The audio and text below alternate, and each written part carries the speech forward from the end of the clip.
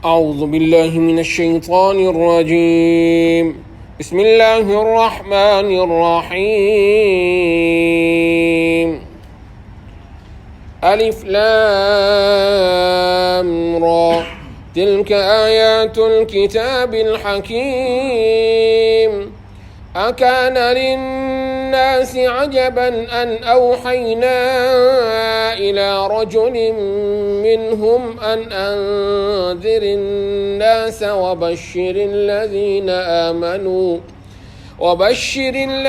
آمنوا أن لهم قدم صدق عند ربهم قال الكافرون إن هذا لساحر مبين إن ربكم الله الذي خلق السماوات والأرض في 6 أيام ثم استوى على العرش يدبر الأمر وما من شفيع إلا من بعد إذنه ذلكم الله ربكم فاعبدوه أفلا تذكرون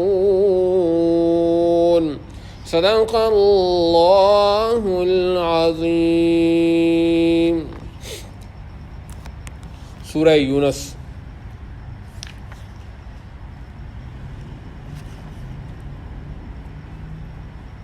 سورہ یونس کے بالکل آخر میں جو آیت ہے وہاں حضور صلی اللہ علیہ وسلم کو تسلی دی گئی ہے. وہ اس طرح کہ میرے حبیب آپ ان کی فکر کر رہے ہیں اور شدید فکر کر رہے ہیں، لیکن اس کے جواب میں یہ نہیں ہے کہ ان لوگوں نے آپ کے اوپر پھول برسانے ہیں، بلکہ انہوں نے آپ کی شدید مخالفت کرنی ہے. جب یہ مخالفت کریں تو آپ نے اس وقت انہیں یہی کہہ دینا ہے کہ حسبی اللہ، میرے لیے اللہ کافی ہے. میرے حبیب میری حمایت وہ آپ کے لیے کافی ہے. یہ لوگ مانیں یا نہ مانیں، آپ نے اس طرح توجہ نہیں کرنی. ان کی جو مخالفت ہے اس پر آپ نے زیادہ دل برداشتہ نہیں ہونا.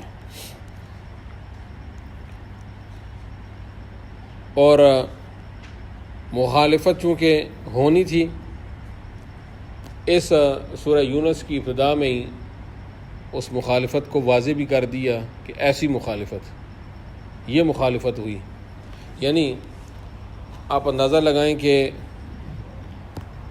حضور صلی اللہ علیہ وسلم کی اس شدت کے ساتھ اپنی امت کے لیے تڑپ ہے. امت ساری آپ صلی اللہ علیہ وسلم کی امت ہے، جو مان لیں وہ امت اجابت ہے، نہ مانے امت دعوت ہے. تو اس امت نے آگے سے حشر کیا کیا؟ آپ صلی اللہ علیہ وسلم کی جو تڑپ ہے اس کو تو قرآن کریم میں اللہ رب العزت نے بارہا مرتبہ ارشاد فرما دیا کہ آپ اس بات کے اوپر اپنے آپ کو ہلاک کر ڈالیں گے کہ یہ لوگ ایمان نہیں لا رہے. یعنی کہ کوئی شدت کی تڑپ تھی نا آپ صلی اللہ علیہ وسلم کے اندر کہ اللہ رب العزت نے اس سے منع فرمایا کہ آپ اس درجے میں آگے نہ جائیں. تو اب ان لوگوں نے کیا کیا؟ وہاں جواب ان ھذا لساحر مبین، یہ بہت بڑے جادوگر ہیں، بڑے کھلا مکھلا بڑے واضح جادوگر ہیں. مبین، ایسا بھی نہیں کہ کوئی چھپے ہوئے ہوں، نہیں کہ نعوذ باللہ من ذالک، یہ بڑے کھلا مکھلا جادوگر ہیں. اب یہ ان کا ایک باب آپس میں ایک ربط ہے. کئی طرح کے ربط ہیں، ایک ربط بیان کر دی میں. اس سورت کا نام سورہ یونس ہے چونکہ اس میں حضرت یونس علیہ السلام کی قوم کا واقعہ ہے. 10ویں رکوع کے اندر، سورت کے 10ویں رکوع میں واقعہ مذکور ہے، اس لیے پوری سورت کا نام بھی سورہ یونس ہے. انشاءاللہ پھر وہ اس واقعے پر تفصیلی بحث جو ہے نا وہیں پر اس موقع پر کر دوں گا. سورت کی جو ابتدا ہے وہ حروف مقطعات سے ہیں اور یہ متشابہات میں سے ہیں. اس کی بھی تقریباً جب بھی یہ آتی ہیں تو میں وہاں وضاحت کر دیتا ہوں، پھر دوبارہ دہرا دیتا ہوں کہ قرآن کریم کی جو آیات ہیں وہ دو قسم کی آیات ہیں، آیات محکمات اور آیات متشابہات۔ محکمات، محکم وہ آیات ہیں جن کا ترجمہ اور مراد دونوں معلوم ہوتی ہیں، اور یہی وہ آیات ہیں کہ جتنے بھی احکامات ہیں وہ انہی آیات سے جو ہیں وہ مستنبط کیے جاتے ہیں، اور سارے چاہے وہ عقائد سے تعلق رکھتے ہوں یا اعمال سے تعلق رکھتے ہیں۔ اور دوسری آیات ہیں متشابہات۔ پھر متشابہات کی دو قسمیں، ایک متشابہات کی قسم وہ ہے جن کا ترجمہ تو معلوم ہوتا ہے لیکن ان کی مراد جو ہے وہ معلوم نہیں ہوتی، جیسے آگے وہ آ بھی رہی ہے ثم استوى علی العرش، پھر اللہ عرش پر مستوی ہو گیا۔ اللہ عرش پر کیسے مستوی ہو گیا حالانکہ اللہ کا تو جسم ہی نہیں ہے؟ تو پھر وہ یہ آیات ان کا ترجمہ معلوم ہے، مراد معلوم نہیں ہے۔ اور آیات متشابہات دوسری قسم کی وہ ہیں جن کا نہ ترجمہ معلوم ہوتا ہے اور نہ ہی ان کی مراد معلوم ہوتی ہے، جیسا کہ حروف مقطعات جو کہ صورتوں کے شروع میں آتے ہیں، جیسے الف لام را سورہ یونس کے شروع میں یہ آ رہے ہیں، یہ آیات متشابہات ہیں۔ فرمایا تلک آیات الکتاب الحکیم، یہ حکمت والی کتاب کی آیات ہیں۔ قرآن کریم، یہ کریم بھی ہے، یہ قرآن حکیم بھی ہے۔ اس کا ایک ایک لفظ جو ہے وہ حکمت سے پر ہے، اور پھر اس کے اوپر علماء نے جو کچھ لکھا ہے وہ بڑا عجیب ہے، یعنی کہ اس کی لفظی اعتبار سے بھی اور معنوی اعتبار سے بھی اس کی جو حکمتیں ہیں بڑی عجیب ہیں۔ یہاں دیکھا جائے عربی گرامر کے اعتبار سے ایک لفظ استعمال ہوا قرآن کے اندر، اور پھر اس جیسا ایک اور لفظ موجود ہے بعین ہی وہی معنی دے رہا ہے، وہاں یہ لفظ ذکر کر دیا وہ نہیں ذکر کیا، اس کے کیا حکمتیں ہیں اس کے اندر، عجیب۔ میں ایک بات کر دیتا ہوں بطور تمثیل کے، جیسے دیکھیں فرمایا کہ جہاں مقام توحید آیا نا جی، اللہ نے اپنا تعارف بیان کرنا تھا سورہ اخلاص کے اندر، فرمایا قل هو اللہ احد۔ اب یہاں ہوا اللہ احد سب پر بحث موجود ہے۔ میں ایک احد کے لفظ کے اوپر ایک چھوٹا سا بات کر دیتا ہوں کہ اب احد ایک، یہاں دوسرا لفظ بھی موجود ہے وہ ہے واحد، اس کا معنی بھی ایک، لیکن جب مقام خالص اللہ نے اپنی توحید ہی کو بیان کرنا تھا وہاں لفظ احد کو ذکر کیا، واحد ذکر نہیں کیا، حالانکہ دونوں کا معنی جو ہے نا وہ ایک ایک ہی آتا ہے۔ اب دیکھیں کیا عجیب حکمت ہے، حکمتوں میں سے ایک حکمت بیان کر رہا ہوں میں۔ احد بھی ایک پر دلالت کرتا ہے، واحد بھی ایک پر دلالت کرتا ہے، لیکن اس کی دلالت کرنے میں ایک فرق ہے۔ ایک احد ایک پر دلالت کرتا ہے، واحد ایک پر دلالت، واحد جو ایک پر دلالت کرتا ہے نا وہ عام ہے، چاہے وہ ایک ایسا بھی ہو سکتا ہے کہ جس کے آگے اجزاء ہو سکتے ہیں یا نہیں ہو سکتے، ایک ایسا ایک جس کے آگے اجزاء ہو سکتے ہیں یا نہ، مثلا چاہے ایک چیز ہے، میں عام اپنی مثالوں میں بات کر رہا ہوں عام، تاکہ میں بھی سمجھ جاؤں آپ بھی سمجھیں۔ چائے ایک چیز ہے لیکن بنتی کیا ہے جی؟ دودھ سے بھی، پتی سے بھی، چینی کو ڈالتا ہے نہیں ڈالتا ہے جی، پانی کو ڈالتا ہے نہیں ڈالتا، بہرحال یہ اجزاء اس کے اندر ہوتے ہیں، ہے ایک چیز۔ ایسی بے شمار ایسی چیزیں ہیں وہ ہیں ایک، لیکن وہ بنتی کئی چیزوں سے مل کر پھر وہ ایک چیز سامنے آ جاتی ہے، ظاہر شکل اس کی ایک ہوتی ہے۔ تو واحد ایسے ایک پر ہی بولا جاتا ہے، اور ایسے ایک پر ہی بولا جا سکتا ہے واحد کہ جس کا جو آگے اجزاء نہ ہو سکے، وہ عام ہے، یہ واحد عام ہے۔ لیکن احد جو ہے نا یہ صرف اس ایک پر بولا جاتا ہے جس کے آگے اجزاء ہو ہی نہ سکتے ہوں، ایک ایسی ایک چیز کے اوپر اس کا مدلول وہ ایک ایسا ہوتا ہے، ایک کہ جس کے آگے اجزاء ہی نہ ہوں۔ تو جب اللہ نے اپنا تعارف کرایا فرمایا قل هو واللہ احد، وہ احد ہے، اس کے کوئی اجزاء نہیں ہے۔ چونکہ وہ عیسائی بھی تثلیث کے وہ توحید کے قائل ہیں، لیکن ان کی توحید کے 3 اجزاء ہیں۔ وہ کہتے ہیں اللہ وحدہ، وہ بھی کہتے ہیں اللہ وحدہ لا شریک ہے، لیکن تین مل کر ایک ہے. کہیں تو وہ ہیں جی حضرت عیسیٰ علیہ السلام، حضرت مریم ہیں جی علیہ الرضوان اور اللہ تعالیٰ، تین مل کر جو ہے نا یہ ایک ہے. کہیں وہ حضرت جبرائیل علیہ السلام کو بھی شامل کر لیتے ہیں، حضرت مریم کو نکال کے جبرائیل علیہ السلام کو ملا کے، یہ تین ایک ہے. تو وہ بھی توحید کے قائل ہیں، لیکن ان کی توحید ایسی ہے کہ جو مرکب ہے تین سے، وہ تین مل کر ایک ہوتا ہے. وہ پتہ نہیں کیسا ہوتا ہے، وہ کس طریقے سے کرتے ہیں، بڑا فلسفہ ہے اس کے اندر بھی. تو پھر وہاں پر جو ہے نا اس کا رد بھی تو کرنا تھا نا ان عقیدے کا بھی. تو فرمایا کہ اللہ احد، وہ احد ہے، وہ ایسا ایک ہے کہ اس کا کوئی اجزاء نہیں ہے. تو یہ حکمتیں ہیں قرآن کریم کے اندر. یہ لفظ استعمال ہوا، یہ نہیں ہوا حکمت. پھر معانی کے اعتبار سے اس کو دیکھا جائے، ہے جی اللہ اکبر، کیسی عجیب حکمتیں ہیں.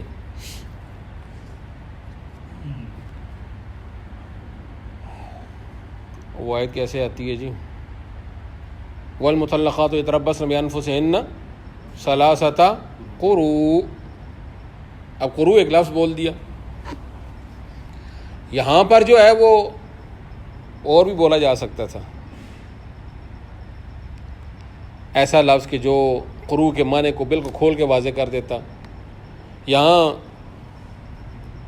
امام ابو حنیفہ رحمہ اللہ کے نزدیک اگر ایک عورت جسے طلاق ہو گئی، وہ طلاق کو شمار کرتی ہے تو 3 ماہواریاں، حیض، 3 حیض،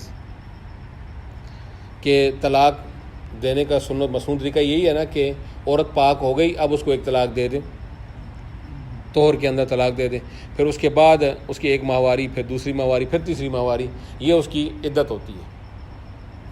امام شافعی رحمہ اللہ کے نزدیک وہ فرماتے ہیں جی کہ طہر جو ہے وہ اس سے عدت شمار، 3 طہر، 3 جو پاکیوں کے پیریڈ ہوتے ہیں نا، وہاں سے جو ہے نا وہ شمار کریں گے. اب جو لفظ قروء ہے، ثلاثۃ قروء، قروء جو ہے یہ بعین ہی اس کا معنی یہ ماہواری بھی بنتا ہے، حیض، بعین ہی اس کا یہ معنی طہر بھی بنتا ہے، پاکی کے وہ پیریڈ بھی بنتا ہے. وہ قروء کا لفظ دونوں پر دلالت کرتا ہے، سیم، کوئی ترجیح نہیں ہے کہ یہ اس معنی کو ترجیح ہو، اس کو ترجیح نہیں، دونوں کا ایک ہی معنی بنتا ہے، دونوں اس سے ایک لفظ سے مستفاد ہوتے ہیں. اب امام ابو حنیفہ رحمہ اللہ کا یاد رکھیں، فقہ حنفی کے اندر سب سے پہلا جو استدلال کیا جاتا ہے وہ قرآن کی آیت سے ہوتا ہے، اور حدیث سے جو ہے اس کے معنی کو واضح کر دیا جاتا ہے. جہاں کہیں حدیث اور قرآن میں آپس میں بظاہر اختلاف نظر آ رہا ہو تو تطبیق کی جاتی ہے وہاں پر. امام ابو حنیفہ رحمہ اللہ نے فرمایا کہ یہاں قروء کا معنی جب حیض لیں گے تو وہی درست بنتا ہے، وہ طہر نہیں درست بنتا. اور فرمایا کہ یہ قرآن سے ہی جو ہے نا ثابت ہو رہا ہے، کہ قرآن ہی اس بات کے اوپر دلالت کر رہا ہے. پیچھے لفظ ذکر کیا ثلاثۃ قروء، 3 ماہواریاں. فرمایا یہ ثلاثہ کا لفظ خاص ہے، قرآن نے یہاں ثلاثہ کا جو لفظ یہ خاص ہے. تو 3 کا مطلب 3 ہی ہوتا ہے، نہ 3 سے کم اور نہ 3 سے زائد، یہی ہوتا ہے. تو ثلاثہ پر عمل بڑا ضروری ہے، یہ ثلاثہ بڑا خاص لفظ ہے. ان کے جی آپ سے ہم پوچھتے ہیں کہ اگر آپ طہر لیتے ہیں نا، اس کا معنی طہر مراد لیں، پھر ثلاثہ پر عمل کسی صورت میں نہیں ہوگا. کیوں؟ کہ مسنون طریقہ طلاق دینے کا یہی ہے نا کہ وہ ابھی عورت پاک ہوئی تو اب طلاق دینی ہے، یہ طہر. ہم آپ سے پوچھتے ہیں جی کہ آدمی نے مسنون طریقہ طلاق کا اختیار کیا، عورت پاک ہوئی ماہواری سے، طہر میں آئی، تو اب ہم نے جو اس کو طلاق دے دی. تو جب طلاق دی ہے کچھ نہ کچھ وقت تو گزرا ہی ہوگا نا، اس طہر کا 1 گھنٹہ 2 گھنٹے کچھ نہ کچھ ٹائم تو گزر ہی گیا نا، ہے جی. اب ہم آپ سے یہ پوچھتے ہیں کہ یہ جس طہر میں طلاق دی ہے اس کو آپ شمار کریں گے یا کہ نہیں کریں گے؟ اگر آپ کہتے ہیں شمار کرتے ہیں، یہ بھی گنو، اگلا بھی گنو اور اگلا، یہ 3 پورے کر دو، تو فرمایا کہ پورے کر دو، لیکن فل ثلاثہ جو خاص ہے نا 3، وہ پورا 3 نہیں ہوگا. اس 3 کے اندر چاہے تم کم کر دو، یا گھنٹہ کم ہوگا، یا 2 گھنٹے کم ہوگا، آدھا دن کم ہوگا، کچھ نہ کچھ تو کمی آئے گی. اگر آپ کہتے ہیں اس کو ہم شمار نہیں کرتے، اب اگلے طور سے شروع کرتے ہیں 1 2 اور وہ 3، تو یہ پیریڈ جو تھا پاکی والا یہ زائد آ جائے گا، یا 3 سے کم ہوتا ہے یا 3 سے زائد ہوتا ہے تو ثلاثہ پر عمل نہیں ہوتا یہاں پر۔ اچھا جی، اب اگر ہم آپ کو بتا رہے ہیں کہ 3 حیض، عورت ہوئی پاک ہونے کے بعد آئی ماہواری 1 2 3، یہ بھی پوری کامل ایک ماہواری، یہ بھی پوری دوسری کامل ماہواری، یہ بھی کامل ماہواری، تو 3 ثلاثہ پر عمل یہاں قروء کی سور میں، جبکہ من ہم اس کا حیض لیں مراد تب ہی پورا ہوتا ہے، ثلاثہ پر تب عمل ہوتا ہے۔ آپ اندازہ لگا یہ ایک میں مثال دے رہا ہوں آپ کو، جی ہزاروں باتیں ایسی ہیں، قرآن کا ایک ایک لفظ جو ہے وہ ایسا حکمت سے پر ہے، ایک ایک لفظ ایسا حکمت سے پورا۔ فرمایا تل کا آیات الکتاب الحکیم، یہ حکمت والی کتاب کی آیات ہیں۔ تو حکمتیں اب ہیں جی، فرمایا کہ حکمتیں تلاش کرو، میں نے تو اللہ فرماتا ہے میں نے تو بتا دیا حکمتیں نکالو، نکال کے تمہاری جو ہے نا وہ، اگر تمہیں ایک بندے کو جو ہے نا وہ 100 سالہ زندگی مل جائے، 200 سال مل جائے، 300 سال مل جائے، وہ حکمتیں تلاش ہی کرتا رہے گا، اسے حکمتوں پر حکمتیں ہی ملتی رہیں گی، ہیں جی۔ تو حکمتیں ختم ہونے میں نہیں آتی، کیونکہ وہ کیا ہے جی، اللہ وہ محدود ہے کہ لا محدود؟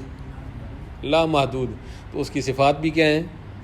تو قرآن کلام اللہ کی صفت ہے، تو پھر یہ بھی کیا ہے؟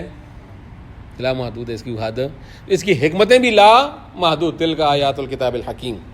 اکان للناس عجبا ان اوحینا الی رجل منہم، وہ بات پھر لمبی ہو جاتی ہے، باتیں پھر یہیں رہ جاتی ہیں۔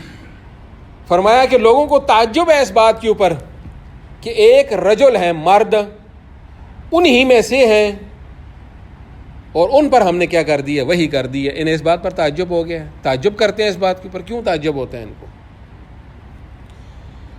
حضور صلی اللہ علیہ وسلم جی ہاشمی گھرانے کے اندر پیدا ہوتے ہیں، سب کچھ معلوم ہے ان کو۔ آپ صلی اللہ علیہ وسلم کا شب و روز بھی انہوں نے دیکھا ہوا، سب کچھ معلوم ہے ان کو، سارا کچھ۔ اور آپ صلی اللہ علیہ وسلم جس طرح مکہ کے باقی جو سردار ہیں جی، جو ان کے پاس وہ ساری صورتحال ہے، وہ ان کے پاس تو نہیں ہے۔ حضور صلی اللہ علیہ وسلم مالدار ہیں، تاجر ہیں نا، مالدار تو ہیں، لیکن جس طرح کی مالداری وہ سوچتے پھرتے ہیں وہ نہیں۔ ان کے نزدیک تو یہ ہے جی کہ نبوت تو ملنی چاہیے، کوئی بڑا عہدے کے اعتبار سے سرداری بھی پاس ہو، پھر خزانوں کے ڈھیر لگے ہوئے ہوں، او یلقا الیہ کنز،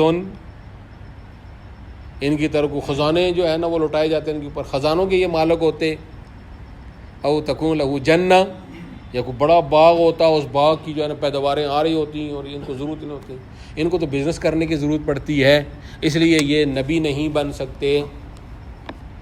اس پر بھی تعجب، اور اس پر بھی تعجب ہے کہ یہ رجل منہم، ان میں سے ایک مرد ہیں، یہ تو کوئی فرشتے کو ملنی چاہیے تھی، کوئی فرشتہ ہوتا نہیں،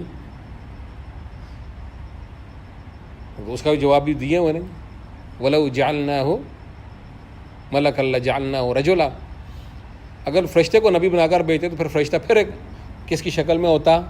مرد کی شکل میں ہوتا۔ ویسے بار بار مرد کا ذکر کر رہے ہیں، پتہ نہیں اللہ رب العزت نے کسی خاتون کو، عورت کو نبی کیوں نہیں بنایا؟ کل ویسے اس بات پر مظاہرے ہوں گے، ویسے اس بات پر بھی نکلیں گے کہ یہاں جو ہے نا وہ جنسی تعصب کا جو ہے نا وہ نعوذ باللہ من ذالک، نکرے کفر نہ باشے، جس طرح کے بھی بکواسات یہ کر رہے ہیں نا، ایسے یہ بکواسات ہوں گے۔ اللہ نے جی عورت کو نبی کیوں نہیں بنایا؟ کوئی وجہ ہوگی، اللہ نے نہیں بنایا، اللہ کی اپنی مرضی ہے بھائی، اس نے مرد کو ہی نبی بنایا ہے، اس کی اپنی مرضی ہے۔ بار بار قرآن میں ذکر رجل کا ہی آتا ہے، یہ بھی اعتراض جی۔ اللہ رب العزت نے فرمایا قل لو کان فی الارض ملائکۃ یمشون مطمئنین لنزلنا علیہم من السماء ملکا رسولا، اگر اس زمین پر فرشتے آباد ہوتے، اطمینان کے ساتھ چل پھر رہے ہوتے ہیں جی، تو پھر ہم کسی فرشتے کو رسول بنا کر بھیج دیتے۔ سورہ بنی اسرائیل، ہم کسی فرشتے کو ہی رسول بنا کر بھیج دیتے۔ اگر زمین پر کون آباد ہوتا جی؟ اب زمین پر کون آباد ہے؟ تو پھر نبی بھی انہی میں سے آنے ہیں نا۔ تو ایک قانون اور ضابطہ اللہ رب العزت فرما دی کہ جو زمین میں آباد تو پھر نبی بھی انہی میں سے آئے گا، اس لیے تعجب تم لوگ نہ کرو، تمہیں تعجب کرنے کی ضرورت نہیں ہے جی۔ تو دوسرے مقام پر بتا دیا نا کہ اللہ فرماتا ہے کہ اللہ عالم حیث یجعل رسالتہ، اللہ ہی سب سے بہتر جانتا ہے، بہتر کہ کس کو رسول بنانا ہے۔ اللہ فرماتا ہے ہم بہتر جانتے ہیں جی، تم تو اس بات کو نہیں جان سکتے نا۔ وہ دنیا کی حقیر چیز جو ہے رزق ہے، رزق کی تقسیم کا جو معاملہ ہے، اللہ فرماتا ہے وہ بھی اپنے اختیار میں رکھا۔ تو پھر یہ جو سب سے اعلیٰ منصب تھا اسے ہم تمہارے اختیار میں کیسے دے دیتے، تمہاری مرضی سے کیسے آیا تھا جی۔ اور فرمایا کہ ادھر توجہ نہ کرو، توجہ یہ کرو کہ میرے حبیب صلی اللہ علیہ وسلم تمہیں بلاتے کس چیز کی طرف ہیں، وہ کیا پیغام ہے جو تمہیں دے رہے ہیں۔ اور چیزوں کی طرف نہ دیکھو نا، تم جن بیماریوں کے اندر مبتلا ہو اس ماحول کو دیکھ کے بات کر لو، وہ کس چیز کی طرف بلا رہے ہیں۔ اور تمہیں جی جتنے بھی اخلاق رذیلہ ہیں نا تمہارے، ان سے منع کر رہے ہیں، اور اچھے اخلاق کو اختیار کرنے کی۔ اور اخلاق رذیلہ میں سے سب سے بڑا جو برا خلق ہے وہ کیا ہے؟ وہ ہے شرک کا۔ تمہیں ان سے منع کرتے ہیں کہ تم بے وفائی کے مرتکب ہو رہے ہو، وفادار بنو اس کے جس کا لمحہ بلمحہ تم کیا کرتے ہو، کھاتے ہو، وہ تمہارا رب ہے جی۔ وہ لمحہ بلمحہ تمہاری ہر چیز کی پرورش کر رہا ہے جس کا تمہیں علم ہی نہیں ہے۔ کیا مجھے آپ کو پتہ ہے کہ میرے جگر کو کتنی پاور کی ضرورت ہے؟ نہیں نا پتہ؟ تو وہ جو پاور کی ضرورت ہے وہ دے رہا ہے۔ مجھے آپ کو کیا پتہ کہ ہمارے دل کو کس طاقت کی ضرورت ہے؟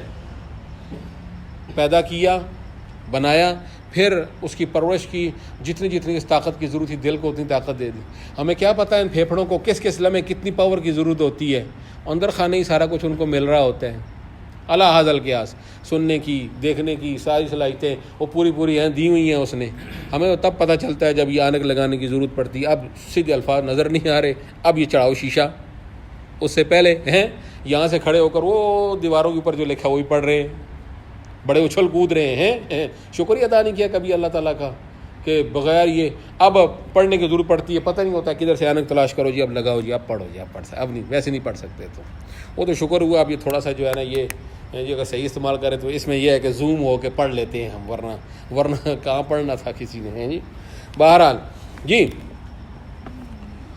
پھر جی فرمایا کہ میرے حبیب مومنین کو خوشخبری دیتے ہیں جی کہ ان کے لیے اللہ کے ہاں بڑا مقام ہے، بڑا مقام ہے۔ اب مقام پر بھی تھوڑی سی بات کر لیتے ہیں لیکن وقت ختم ہو چکا۔ اور کافر لوگ کیا کہتے ہیں جی کہ یہ جادوگر ہیں۔ یہ ہے وہ ستانا حضور صلی اللہ علیہ وسلم کو ان لوگوں نے اس طرح ستایا کہ جی یہ جادوگر ہیں، نعوذ باللہ من ذالک۔ اس درجے کا آپ صلی اللہ علیہ وسلم کا فکر، اللہ فرماتے ہیں میرے حبیب اس درجے میں فکر نہ کریں، آپ اپنے آپ کو آپ ہلاک کر ڈالیں گے، نہ اپنا نقصان کر رہے ہیں آپ، یہ نہ کریں۔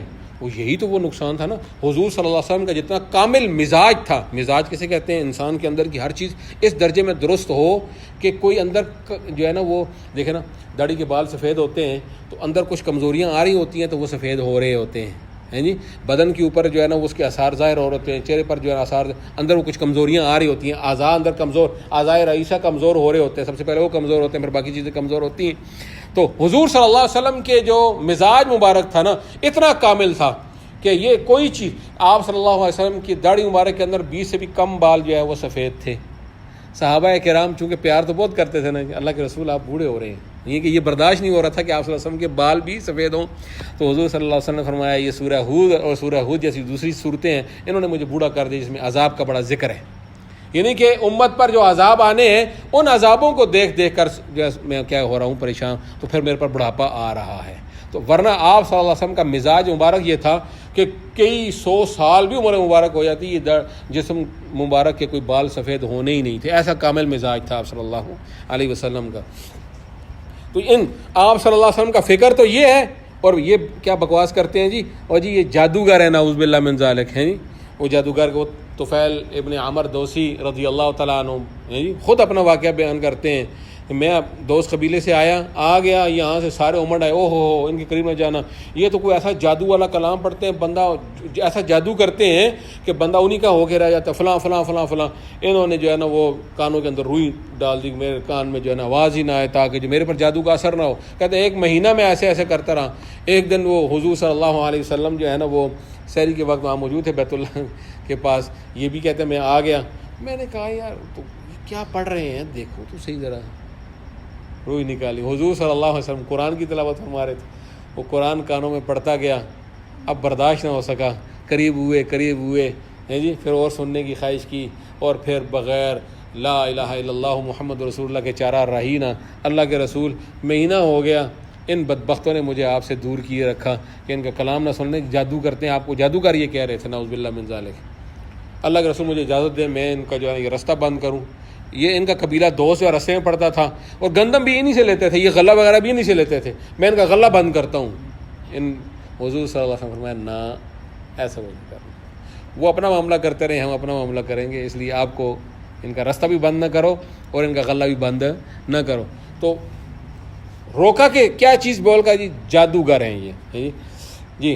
اکان الناس عجبا, کیا لوگوں کو تعجب ہے اس بات کے اوپر, اس بات اوحینا کہ ہم نے وحی کیا, الی رجل منہم, ایک مرد پر جو انہی میں سے ہیں, منہم انہی میں سے, انذر الناس, کیا وحی کی ہے یہ کہ آپ ڈرائیں لوگوں کو.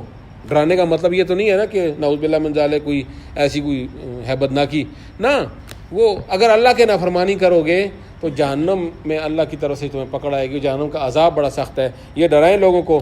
وبشر الذین آمنوا, اور آپ خوشخبری دے دیجئے ایمان والوں کو, ان لہم قدم صدق عند ربہم, کہ بے شک قدم ان کے لیے قدم صدق بڑا مرتبہ و مقام ہے, عند ربہم, ان کے رب کے ہاں. قال الکافرون, کہا کافروں نے, ان ھذا لساحر مبین, بے شک یہ البتہ کھلا مکھلا جادو گر ہے. اللہ تعالیٰ میں سمجھ کر عمل کرنے کی توفیق عطا فرمائے.